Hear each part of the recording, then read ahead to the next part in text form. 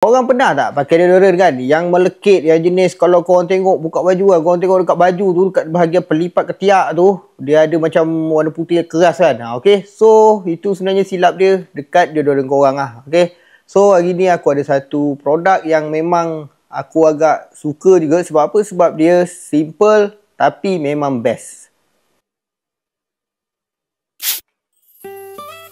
Yang aku suka pasal Gosmel ni bukanlah sebab apa sangat, tapi sebab dia natural base maksudnya kulit sensitif pun boleh guna, dan yang paling best dia jenis spray, so tak payah sentuh-sentuh.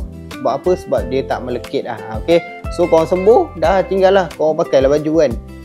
So overall Gosmel ni memang sangat-sangat padu dan sangat-sangat wangi lah. So kepada korang yang tengah nak cari deodorant yang memang ngam lah untuk korang kan, yang berpeluh, yang kuat berpeluh, lagi berpeluh lagi dia naik lagi bau dia ni Okay, so kalau korang nak dapatkan, korang tengok je lah kat bawah, aku ada sediakan dekat mana korang boleh beli.